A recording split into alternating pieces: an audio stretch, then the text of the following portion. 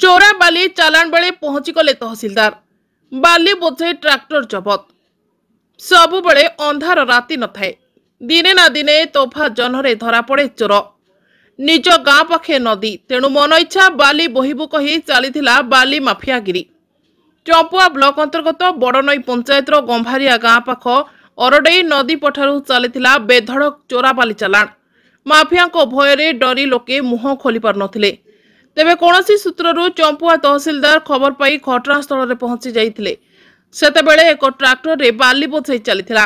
यह देखि तहसिलदार उक्त ट्रैक्टर को जबत करथिले। एठारे नदी पठारु बाली नेले कौन सबु असुविधा हुए साधारण रे बुझी पार नाहंती। बाली नदी पठारु उत्तोलन हेले नदी रे जल प्रवाहित हुए। वर्षरे थरे अधे बन्या आसी पानी कूल लंघिला बेले नदी कूले बाली नथिले पानी कूल खाए।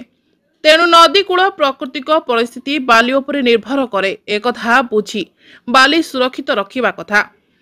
तेबे एक कथा खातिर न करी अबाध बाली चालाण चलीछि। प्रशासन पक्षरु चढ़ाऊ जारी रहु बोली लोके चाहुचंती। केन्दुझर जिला प्रतिनिधि दशरथ बारिक रिपोर्ट, चेतना मीडिया।